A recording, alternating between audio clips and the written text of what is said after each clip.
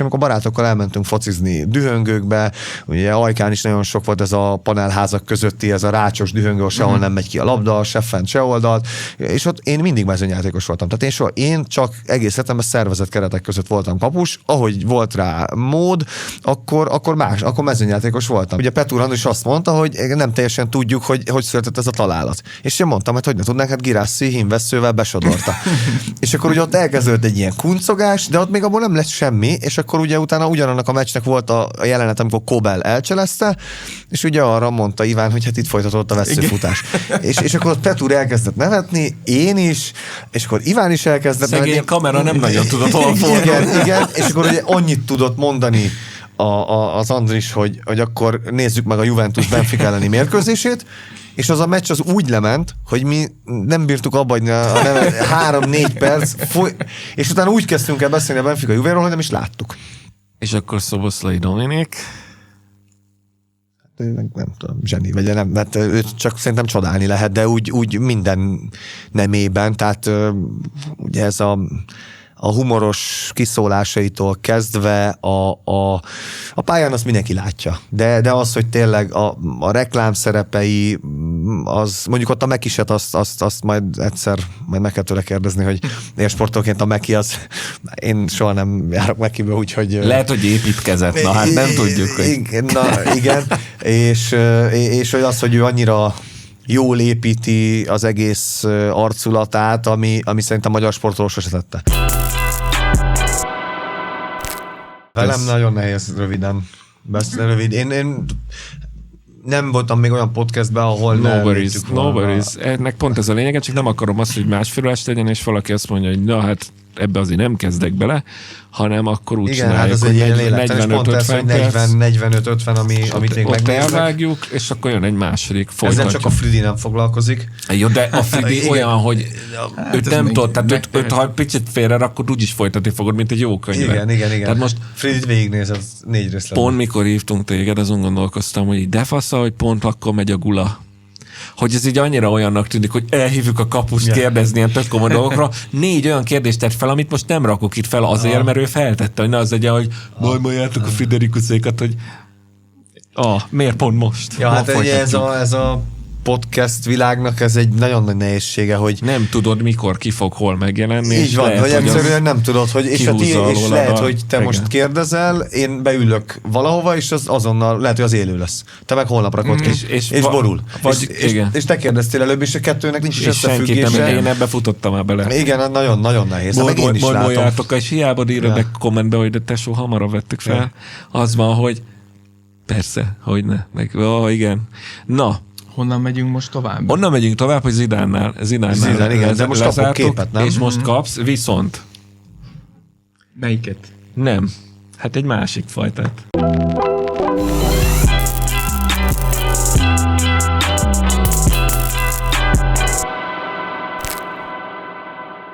Szóval, mint ahogy azt tudjátok, meg már beszéltünk is erről, AI képeket használunk ebben az évadban már, 1-2 már el is lőttünk, és még fogunk is egyet, de mielőtt a következő témához érnénk, készültünk neked külön egy olyan képpel is, ami hát egyrészt ajándék, másrészt nem AI-jal készült, úgyhogy fogad szeretettel Kostyál Viktor, karikaturista, és egyébként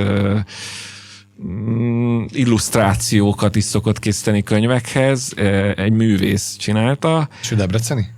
Tehát Debrecenben él, eredetileg nem debreceni, innen üdvözöljük egyébként, és majd a leírásban tetszik ez a kép nektek, akkor megadjuk az elérhetőségeket is, úgyhogy ott tudjátok őt megkeresni, ha szeretnétek valami hasonlót.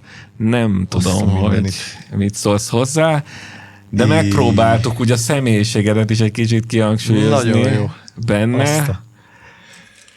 Nagyon szépen köszönöm. Viktornak is, nektek is. Ha egy pillanatra oda tudod mutatni ebbe a kamerába, oda így. Igen, de majd szerintem külön is be fogom tudni vágni, mert csináltam róla képet. Igen, így azt a mindent, ezért van így szépen lehet, de az én boros pincémben is. Hát megemlítetted egy pillanatra a telefonba, és akkor így Jegyzet. Igen, de azért nem, mert Borospincében nem viszünk könyvet, mert ugye a páratartalom miatt tönkre megy. Na tessék, Viktor. Igen, úgyhogy ez nem lehet az én Borospincém, de egyébként a Borospincémben van kint egy ilyen mini focikapu, amit egyszer ajándékba kaptam, hogy ugye a focikapunak a felső lécénél van egy luk, és ahhoz volt egy üveg pálinka, egy focilabda alakú pálinka, és ugye annak a nyakát lehetett oda bedugni. Na azt a pálinkát én eltörtem, amit az üveget őrizgettem, de eltört a költözésnél, de a kaput meghagytam, úgyhogy van egy ilyen kis kapu lent a pincében, ami nyilván ezt szimbolizálja. Ugyanígy van egy ilyen kis hordóm a földön, egy kis boros hordó. Esküszöm nem járt ott, tehát hogy... hát vagy nem tudjuk. Lehet, hogy behossont. Amúgy igen. Nem jelzett semmi, trükkös, nem lát. És azon van egy ilyen kis ablak elől, mert be van rakva 9 bornak ugye ilyen kis polctartó, tehát egy ilyen nagy hordó lett átalakítva egy ilyen kis bortartóvá. Hát ugye könyvem nincs, borom az rengeteg van. Könyved nincs, igazából ugye itt azt próbáltunk mindent összeszedni, tehát ha megnézed, az egyik kézzel kapuskesztyűvel fogod. Igen, a könyvet. A könyvet. Igen. Tehát, hogy mi Viktornak ilyenkor elmondjuk előre, hogy nagyjából mik azok a stílusjegyek, meg mi az, amit szeret a vendég, és akkor ő ezzel alapján egy darab képpel rak össze mindent, úgyhogy természetesen minden itt van igazából, a focikaputól kezdve. A családom nincs. Azt nem akar. A két fiam meg a kedvesem itt lenne, akkor... De egyébként, hogyha szeretnél a családoddal együtt, akkor szólj, és akkor Viktorral... Jó, majd Viktorral egyeztetünk. Vagy hogyha valami könyvet egyszer hoznék, akkor ahhoz egy illusztrátor... Mindenképpen szólj, mert most jelent meg a legújabb könyv, amiben egyébként illusztrál egy ügyvédnek az írománya, de nem jogi történet, hanem gyermekmesék dinoszauruszokkal, úgyhogy egyébként egészen elképesztő. A nagyobbik fiamnak az Abasaurusok a kedvenc mese sorozata. Na most látod. Jó, majd... 7 kötet, 1 évig olvastuk. Most fejeztük be a 7-et, az egész év, hogy minden este 1 vagy 2 fejezet, 7x 250-300 oldalt, tehát ilyen közel 2000 oldalt olvastunk el, egész idén most lett vége egy pár napja, és ma könyvtároznak, úgyhogy elvileg jön a Rumini, úgyhogy azzal folytatjuk. Nem akarok hosszan belemenni, a Nagy dinoszaurusz kalamajka, ha jól mondom a címet, bocs, hogyha elrontom, Viktor, illetve a Nagy dinoszaurusz kalamajka folytatódik, most már ez a második, ugye miután debreceni maga az író is, ezért ez egy picit Debrecenben is játszódik, viszont magyar dinoszauruszokról szól, mert hogy valahol az MTA-nak egy az LT-nek, egy kutatócsoportja annó talált dinoszaurusz maradványokat. És azt tudod-e, hogy hol? Nálatok? Mert én tudom. Nálatok? Hát igen, Iharkúton találták, ez a Bakonyban van, és Iharkúthoz a legközelebbi település Ajka, és ezt Ajkaceratopsnak nevezték el. Tehát az én szülővárosomról el van nevezve egy dino, Ajkaceratops, és a fiam ezt tudja. Na hát akkor pont beletaláltunk, mert hogy ez indította el abba az irányba az írót, illetve az illusztrátort, hogy akkor, ha Magyarországon jártak dinók, akkor miért ne lehetne olyan dinós gyerekmesét írni, ami magyar dinókról szól. Hát általában magyar dinókról, csak ugye ez épp Debrecenben játszódik, mert hogy mi is Debrecenben vagyunk, meg egyébként az író és az illusztrátor is. Nagy szállóba, nagy templomba, a világbékében. Ennél összetettebb, de a 80-as évek világát hozza vissza egyébként, hogy a szülőknek is retro legyen, a gyerekeknek meg élvezetes a dinók miatt. Úgyhogy akkor majd szólok, igen. Kérem a linket, és akkor majd egyeztetünk, jó. Megvesszük. Jó. Viszont akkor jöjjön megint egy AI kép, és ez viszont már az utolsó lesz. Nyilvánvalóan már az előbb, amikor egy picit leállítottak a kamerát, akkor te pedzegetted, hogy lehet, hogy itt az olvasásról lesz a szó, de nyilván ezt is egy picit megcsavartuk. Hát ha nem 3 lába lett volna a vesszőnek, akkor jó, hát az Zédorfon nagyon elcsúsztam, az nem tudtam, hogy Zédorf az hogy kerül ide. Ez is egy érdekes dolog lesz. Mert hogy ebből alapjában véve, hát oda toljuk, de hát messziről is látod, hogy miről van szó, hogy szerinted ez mi lehet? Nem pusztán csak az olvasás. Hát ezt semmi más nem tudok elképzelni, mint hogy valaki szívére helyezett kézzel a címernél mondjuk éppen himnuszt hallgat, tegyük fel. Bizony. Ez hát ha a himnuszhoz kapcsolódik, vagy a magyar... is, meg úgy általában a magyar kultúra napja. Nem, magyar kultúra, irodalom és maga a himnusz. És maga a himnusz. Ugyanis te, mint labdarúgó biztos, hogy megérted, mert ugye nem feltétlenül csak a válogatottnál van himnuszéneklés, hanem hát akár persze, Magyar Kupában is volt egy időben. Újpestnél egyébként nem kötelező, vagy nem is volt, sok csapat nem is játszott, de Újpesten ott rendszerint a mérkőzés előtt elhangzott a illetve himnusz. Sokszor egyébként ugye klubok is használják, tehát volt azért olyan, hogy ha jól mondom én, hogy nemzetközi kupaporondon például a Fradi tábor is énekelt? Az nem volt? A szokásom, hogy a szurkolók elének. Igen, a szurkolók válogatott meccsek. Hát most a válogatott meccs az oké. Válogatott meccs szerintem, most nem tudom, hogy az utóbbi években nekem annyira nem rémlik, de ott a 2000-es évek elején, amikor volt ugye akkor még UEFA kupa csoportkör a Fradinak, akkor ott rémlik, mintha a Feyenoord, vagy a Basel elleni hazai, amit akkor ugye átvittek a régi Albertből, vagy hát akkor nem is Albert volt, hanem Üllői úti, bevittek a régi Puskásba, ami még Népstadion volt, és akkor ott elvileg nekem úgy mind a két meccsen kim voltam, ott rémlik, hogy énekelték a himnuszt. Igen, hát ez egy... Nos, ezzel kapcsolatosan az, hogy nyilván ez most nem az, hogy szép irodalom vagy bármi, itt egy himnuszról beszélünk. Hogyan viszonyulsz hozzá? Engem azért érdekelne, mert én nagyon sokszor kikaptam már ezért, de vállalom, én a szózatot sokkal jobban szeretem. Szerintem sokkal jobban fellelkesíti az embert, sokkal inkább szól úgy a magyarokhoz, hogy nem ez az állandó letargia. Elnézést kérek, gyönyörű a himnusz, meg én is ugyanúgy szoktam énekelni, ugyanúgy kiráz a hideg, ugyanúgy megkönnyezed, de a mondani valójában engem nagyon sokszor felidegesít, hogyha van egy probléma, lásd, legfrissebb, az írek elleni tényleg borzasztóan megélt kiesés. Tehát, hogy az utolsó pillanat de én, és bocsánat, ezért biztos, hogy fogok kapni a komment szekcióba, annyira utálom, hogyha bármi van, nem azt nézzük, hogy meddig jutottunk el, hogy tudod, félig teli a pohár, hanem mindig van 4 vagy 5, de inkább 15-20 komment a top kommentek között, hogy balsors, akit régen tép, annyira a tököm tele van ezzel, hogy mi nem vagyunk ilyen, tehát hogy az egyik legjobb humorú nemzet biztos, vagyunk, gyönyörű a nyelvünk. Rengeteg káromkodásunk van. Hát oké, de hát ez a nyelvgazdagság. A nyelvünk gazdagsága az ezt hozza, igen. Így van. De hogy te erről mit gondolsz, hogy én annyival szózatosabb vagyok, és azt annyira sajnálom, hogy nincs a meccseken. Tehát, hogy nézd meg egy olasz himnusz, hát ha már olasz fociról beszéltünk, mint a harcba mennének. Igen. Nálunk meg hogy nem lehet így. Én ezt... Hát most induljunk ebből, hogy ugye a himnusz az nem a sporteseményekre született, és talán nem is azt a célt szolgálja, hogy mondjuk egy nagy csata vagy egy nagy sportesemény előtt mondjuk lelkesítsen, tehát hogy a himnusz eredet története az alapvetően nyilván más.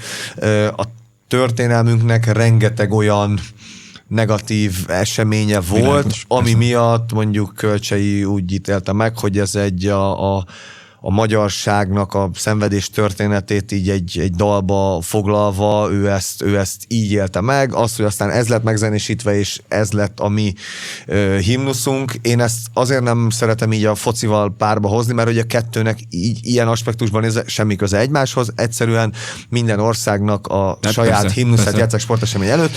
Az, hogy nem tudom, az Isten áld meg a magyart, szerintem ez elég magasztos, elég felemelő, tehát abszolút. Hogy nem tudom, ugyanez a szöveg, nem tudom, valami, most ne értse senki félre, meg nem, tehát, hogy nem akarom ezt eltrollkodni, de valami rockzenei betéttel, akkor lehet, hogy ez sem így hangzana, tehát, hogy itt ugye maga, igen, a szövegnek is vannak arra utaló jelek, mint ugye ez a balsors, amit rendszerint szeretünk idézni, ha tényleg valami nem úgy sikerül, de én nagyon szeretem a himnuszt, én minden himnusznál talpra ugrok, a gyerekeim is, már megtanítottuk nekik, hogyha a himnusz úgy élik, hogy akkor felállunk, és nem matatunk, hanem szépen magunk mellé tesszük a kezünket, és végighallgatjuk, és elénekeljük.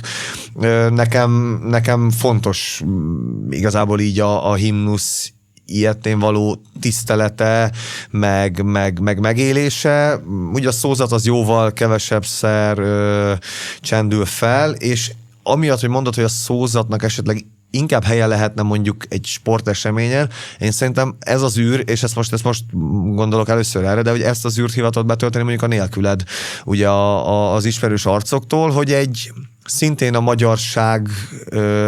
magyarságról szóló nagyívű gondolatokat megíró dal, ami esetleg máshogy énekelhető, vagy kicsit jobban tűzbe hoz, tehát lehet, hogy emiatt alakult ez így, hogy most már a nélküled is rendszerint ugye felcsendül a válogatott mérkőzések előtt, alatt, de nekem sosem volt így hiányérzetem a himnusz kapcsán, mert hogy én ezt ilyen elfogadom tény, tehát egy gyerekkoromban és utánpótlástornák ezt játszották le, erre vagy büszke, nem a hiány felől közelítettem meg soha, bár ugye mivel az olasz foci nagy rajongó vagyok, tehát most az olasz himnusz az elképesztő, szóval az tényleg, tehát ugye ahogy ők éneklik, hát az tényleg döbbenetes, tehát ott a fülre rakott kézzel, ugye a labdaszedő fiúk ott állnak előttük, hogy nem tudom, de ez a habitusokból is fakad, tehát lehet, hogy ők egy himnusz tónusú dalt is így tudnának csak elénekelni,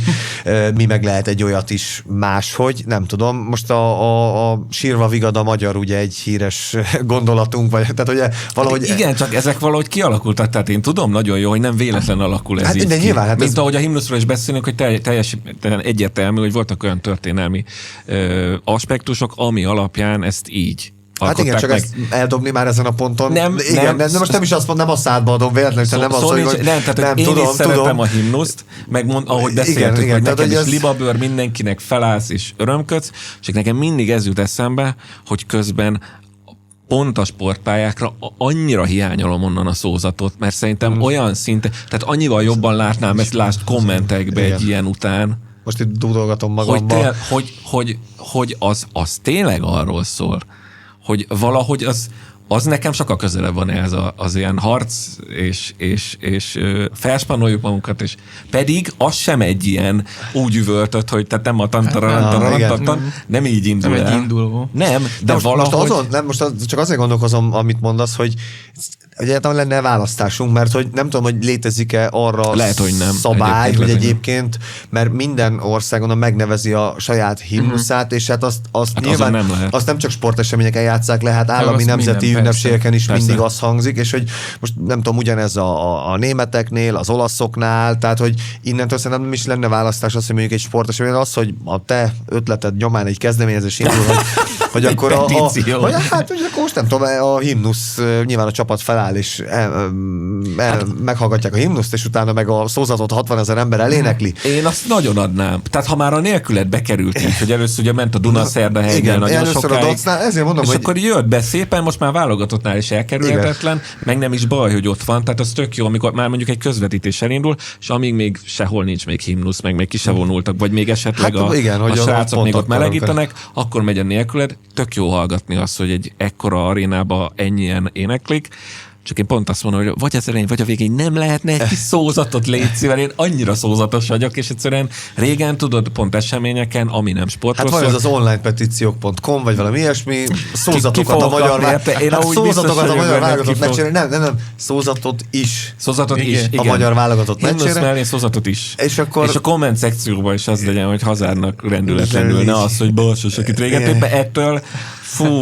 De lehet, hogy csak ez az egy sor, ez ilyen szikra nálad, de ő belobbantja. Nem, tehát, hogy nem ettől, tehát én szeretem a himnusz, nem ettől van ezzel problémám.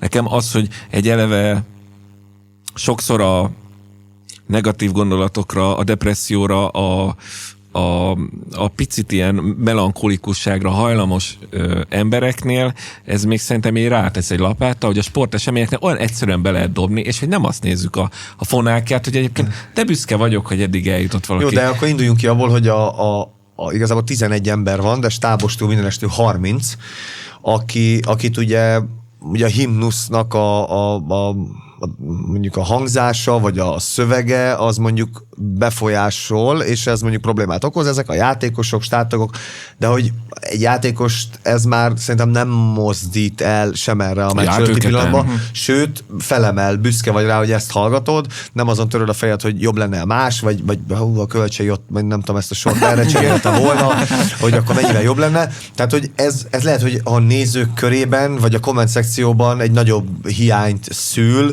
mint maga a pályán, tehát hogy a teljesítményhez szerintem az égvilágon semmi köze, és a pályán levők hangulatához sem. Most az, hogy a nézőtéri hangulatot bármilyen irányba el tudná mozdítani a himnusz helyett a szózat, így is nagyon jók a válogatott meccsen. Nagyon jók, nincsenek ilyen célkitűzésem nekem. Nem tudom, én ezt sose gondolkodtam ezen, hogy a himnusz pótlása, vagy a himnusz egyes sorainak olyan mély elemzése, ami a sporteseményekkel függ össze, mert iskolában valószínűleg elemeztem a himnuszt, kellett, de akkor még nem volt az így szempont. Szóval a lényeg, hogy legyen egy kompromisszum. Én tökre örülök, meg nem gondolnám, hogy bármilyen hatással lenne játékosokra. Én azt az interpretációját nem szeretem a nézők, és főleg a csalódott nézők egy bizonyos sportesemény után. Miért kell mindig ezzel előjönni? Nem kell. Igen, pont ezt akartam kérdezni, nem az idegesít amúgy, hogy állandóan erre hivatkoznak arra a sorra? Ja, bocsánat, ha ez eddig nem esett volna le, a szózatnál nem tudsz ilyenre hivatkozni. Nem, amikor az lehet a megoldás, hogy maradhat a himnusz. Hogyne? Hát, csak a komment szekcióból ezeket a kommenteket ki kell tiltani. A balsors, akit régen tép, ezt meglátom komment szekcióban. Tehát az a folytatás, hogy balsors, akit régen tép, hoz rá végigesztendőt, tehát nem annyira negatív. De azt sose rakják hozzá a kommentbe, hogy nem a az emberekkel van a bajod, szózat. Neked azzal van bajod, hogy olyan emberek olyanokat követelnek. Ha ez eddig nem lett volna egyértelmű, igen, az interpretációjával van problémám. Szózat, remek, himnusz, remek, komment szekció. Én jobban szeretem egy picit a szózatot ettől függetlenül, de a himnusz is zseniális, és a nélküled is egyébként, úgyhogy az tök jó, hogy lett, mert majd nem tudom, 100 év múlva is lesz nélküled, és milyen jó lesz, hogy lett egy ilyen klasszikus. Bár csak mindig olyan komment szekciókat látnak, ahol csak a himnusz meg a szózatot idézgetik. Amúgy igen, amúgy jó, ez most ilyen sznopkodás volt. Igen, tényleg, hát a Krasznorkét meg Eszterházit hányszor látsz a komment szekcióban? Kevés Hamvasbéla idézet hangzik el ilyenkor. Igen.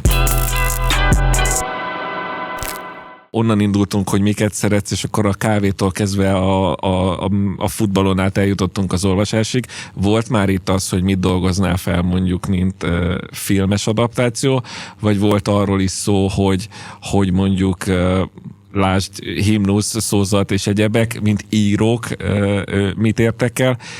Egyrésztről írnál-e könyvet? Van-e a fejedben olyan, hogy van egy regény, amit 1000 éve szívesen megírnál, csak most még időd nem engedi, vagy van-e olyan, ami esetleg, nem tudom, önéletrajzi lenne, vagy bárki mással készíteni, de te írnál?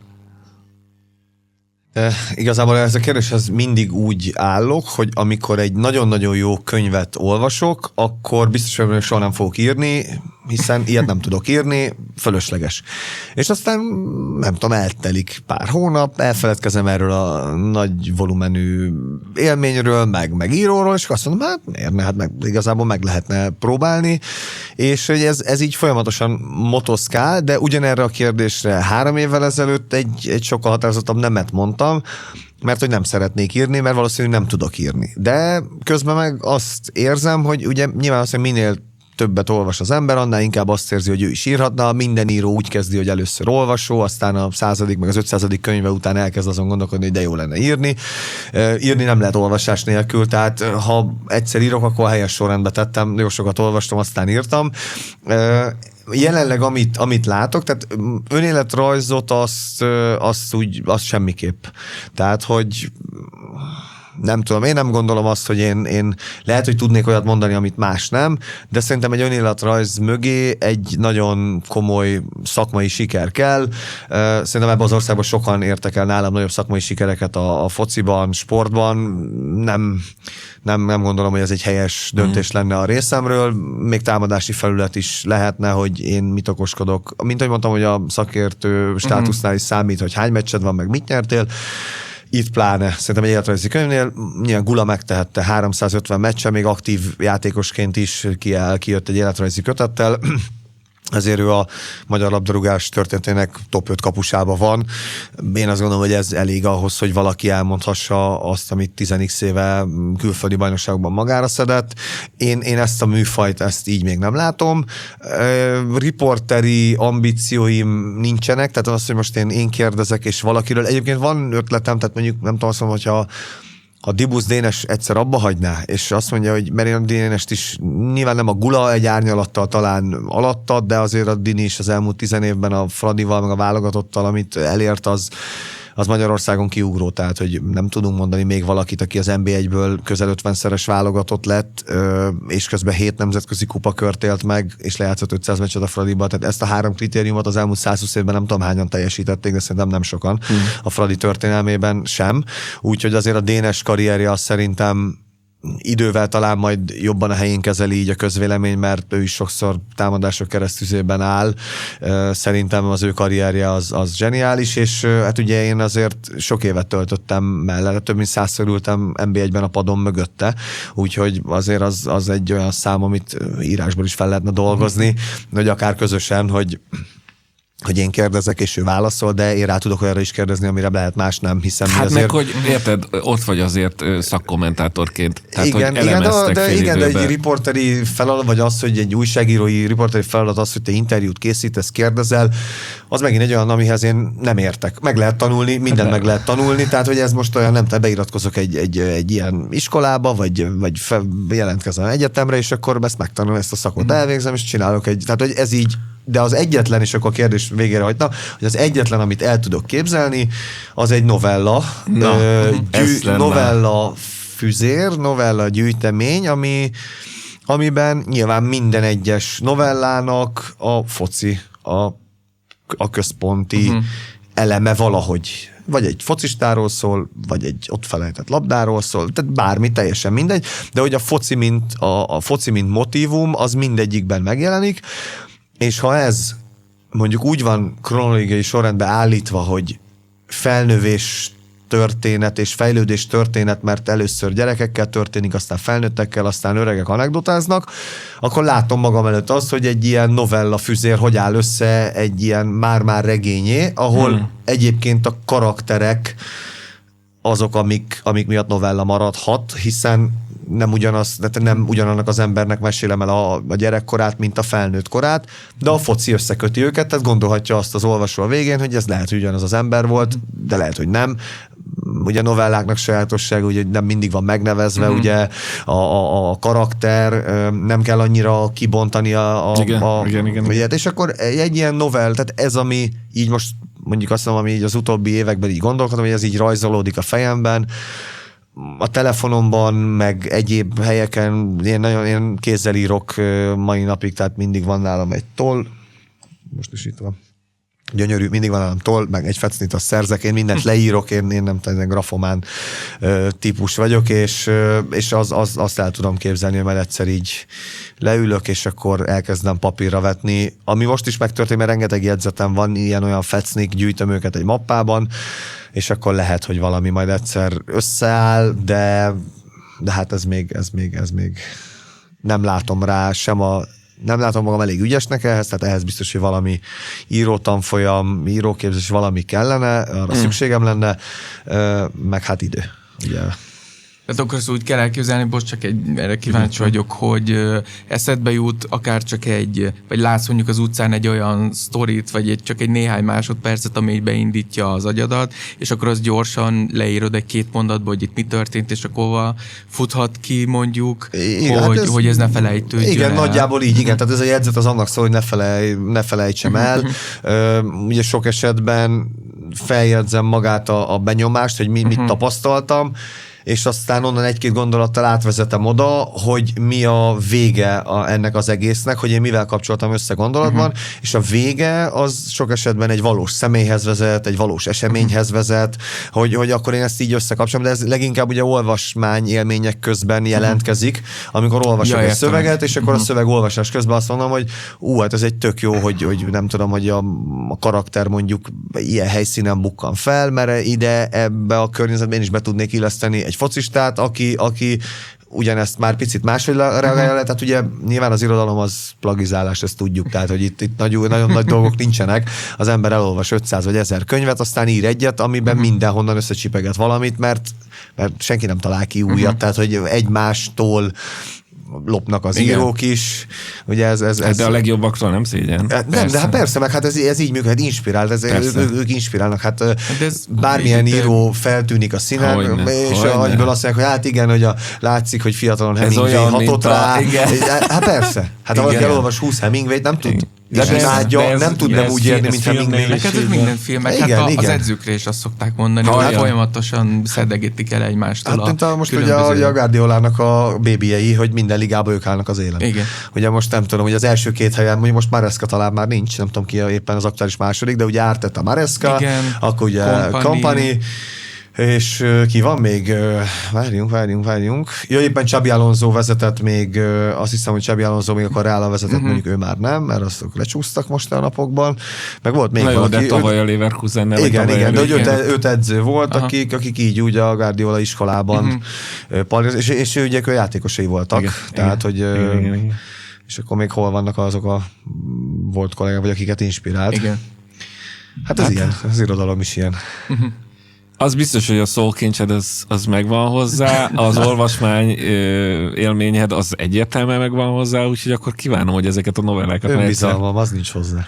De majd De nem, ezt most komolyan mondom, tehát nem tudnék de- olyat írni, mint egy jó író, most mit csinálja? hát de mondod most, Egy de Iván szokta egyszer mondani ülj. nekem a tévében, ha Eszterházy írt, akkor ő mit csinál?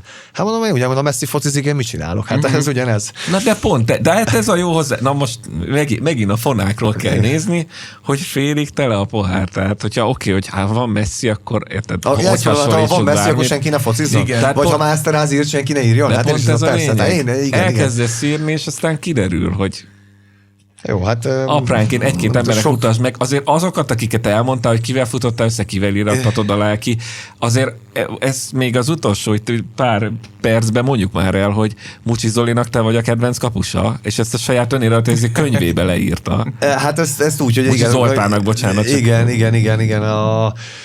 A megjelent 2-3 éve, vagy már lehet, hogy több is ugye ez a beszélgetéskönyv, meg életrajzi könyve, és abban, amit nekem dedikált, azt úgy szó szerint, hogy Holzer Ádámnak, kedvenc kapusomnak, és akkor rajzolt magáról egy ilyen kis, ehhez hasonló, nem ennyire részletgazda, de egy nagyon kis, jó kis ilyen karikatúrát saját magáról. Hát ugye még a Fradi meccsekről Persze, ismerem, pont múlt héten néztem meg egy darabban, igen, pont múlt kedden. Budapesten az Átriumban Bíró Zsombor Aurélnak, akinek az apukája ugye a női vízilabdázók szövetség kapitánya volt, meg Olaszország volt légiós, ő most már drámákat is ír, és az első regénye is fantasztikus volt, egy autofikciós regény, és az ő drámája alapján Olasz Renátóval és Mucsival van egy darab az Átriumban, fantasztikus volt, úgyhogy amikor az Zolit tudom, megnézem. De érted, Hoci, most megint erről beszélsz, hogy ki milyen regényt írt, hogy Persze. akkor ennyi embert így ismersz, benne vagy, olvasol. Hát megírják helyet, mondjam azt, Nem, de ülj neki egyszer, Hát. és amikor azt mondod, hogy úgy érzed, hogy ezt már úgy meg lehetne mutatni valakinek, akkor ezeknek az embereknek mutasd meg, tehát ne ők írják meg helyetted. Persze, egyértelmű, és én még nem is említettem ma, de nem is szoktam, meg nem is igényli, de Kovács Krisztián barátom, aki most már a 4.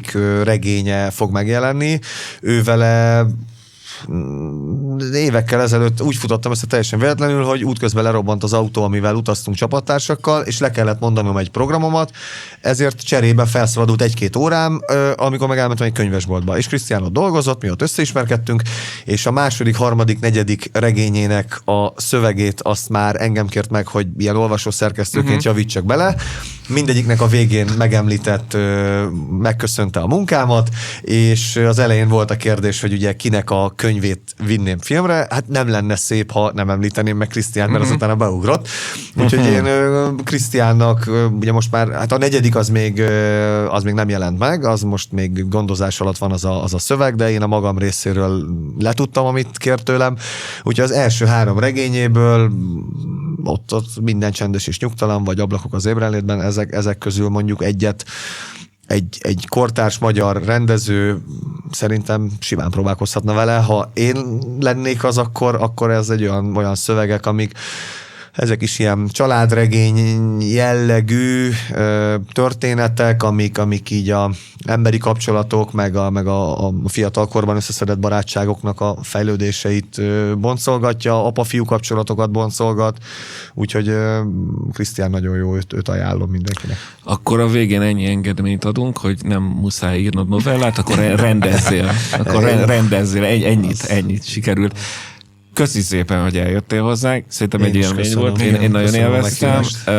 Reméljük, hogy akkor tetszik az ajándékot. Hogyha valaki, aki ezt látta, és neki is tetszik, ott lesz a leírásban még egyszer mondjuk Ostyál Viktornak az elérhetősége. Tényleg csak ajánlani tudjuk, illetve hogyha valaki, aki íróként nézte ezt és érdeklődött, és kellene neki új illusztrációk, akkor szintén keresse meg Viktort. Ha pedig tetszett maga ez a beszélgetés, akkor minket keressetek meg, írjátok meg, hogy kit hívjunk el, kövessetek be minket, ott vagyunk Instán, Facebookon, TikTokon, YouTube-on, mindenhol. Ennyi lettünk volna, köszi szépen, sziasztok! Sziasztok!